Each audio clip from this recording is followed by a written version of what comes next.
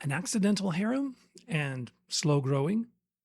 Today we're talking about Betta simplex. I'm Russell Carroll, and this tormented little guy, he's a Papa Betta.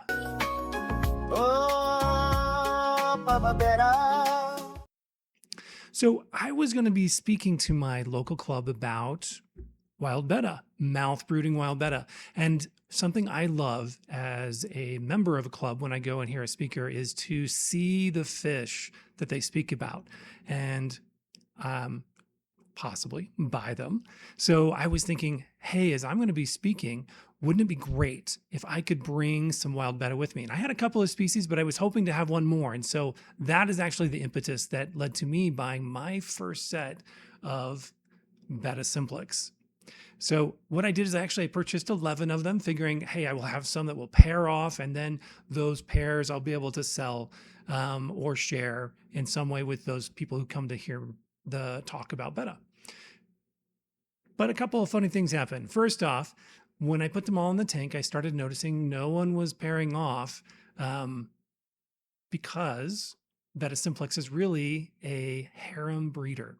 And so what I actually had was 10 of the 11 fish I bought were males, and one was a female. So 10 males, one female. You might think that's a pretty bad ratio, but it actually worked out really, really well, because it turns out Betta simplex works best if you have a number of males for each female. The females are the more aggressive of the species, and it's really easy keeping 10 males together. They do have some sparring, but it's not life-threatening in any way. And then the females, they're actually a little bit more aggressive. And if you leave a female one-on-one with a male, it will kill the male. That is my experience. It will kill the male. And so this 10-to-1 ratio worked out really, really well for me. Didn't work out so well for bringing in some sets or pairs to the speaking engagement that I had, but it was a great fish. And while I had them, I learned a couple of things that I didn't expect. First off, while many wild Betta are we'll just say they're skittish, super shy. You rarely see them except when you feed them, is my general rule with wild Betta. This fish, the Betta simplex, was active all the time. I had a 30-gallon aquarium, and it became my absolute favorite tank for about 3 or 4 months while I was keeping all the Betta simplex in it. They were out and about and displaying, and you can see some of these in the video. I have great, beautiful males who, most of the time they're kind of drab looking, but then when they color up to show off for the females or to show for another male who is in their territory, they have this brilliant blue that is iridescent and glimmering and wonderful to see. So I kept these fish in a very fun, active tank, and I thought, well, this is great. With the one female, lots of males, maybe I'll get some spawnings. And I did. I got quite a few. In fact, this ratio worked out perfectly to get a lot of spawnings. But then I ran into a problem. I couldn't really grow the fry out. So I was keeping them again in a 30-gallon tank, big tank, very tall tank for very small Betta fry, and also had a good amount of current. What I recommend usually is if you are going to be breeding wild Betta and you want the most fry possible, is remove the parents after they have been bred. I know that they are fish that can be kept with their fry. However, I always end up with a lot less when I do it that way. So if you remove the parents, voila, you now have a grow out tank. The issue I ran into was this tank had a heavy current. It was a 30-gallon high tank. It was not the right environment for the fry. And so I then started, because I didn't have any other tanks available at the time, to try to keep the fry in breeding traps. I've done this with a lot of wild Betta. I've grown them actually quite large in breeding traps, large numbers of them as well, but not Betta simplex. It did not work for me at all with this fish. So I had to find another way to go about this. Again, I didn't want to leave them in the 30-gallon tank. And so I used what I call a reverse breeding trap. This is a canvas grid. You can find these at your local craft store. I built the grids into a trap, which I then put the males into in a different tank.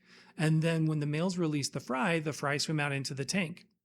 And then you could raise the fry in that tank. You'll note that all of my tanks are very, very heavily planted. This works really well with wild betta. It also creates a lot of small amounts of microfood that can be used to help feed the fish. And this is the second issue I kind of ran into with the fry is they grow really slowly. So while I was having the slow grow out challenges in the breeding trap, in the fish tank, a 20 long is what I used.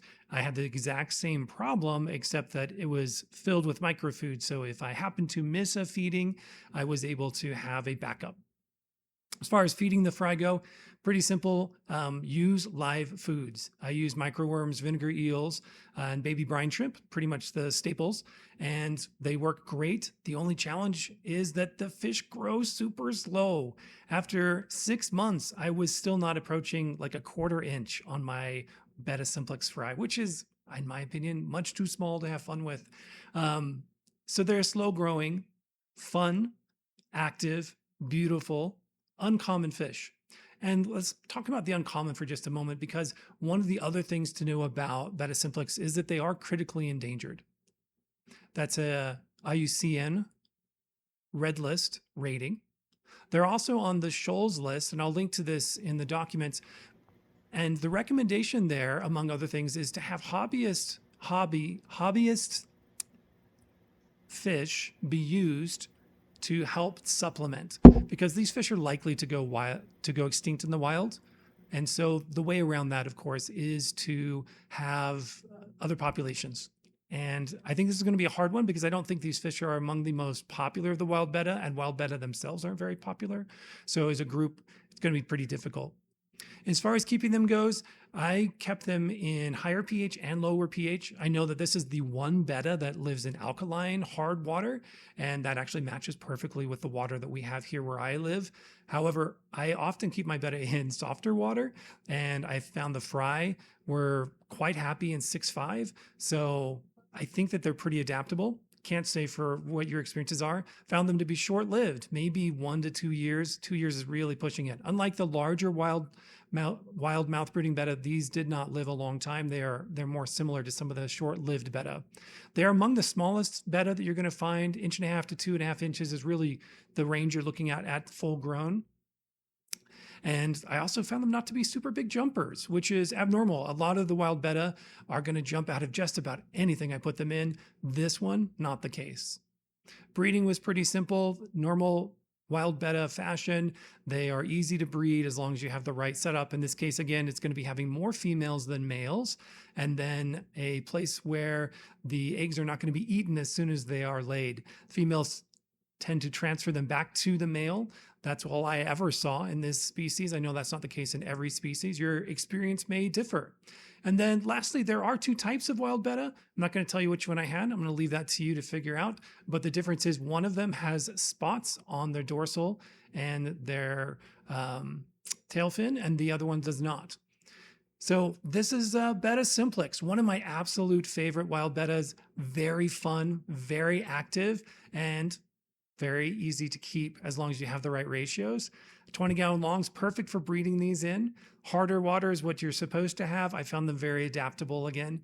And I hope that you will find this fish and breed it as well so we can help keep it from going extinct. I'm Russ Carroll, and this was Betta simplex. Oh, Papa Betta.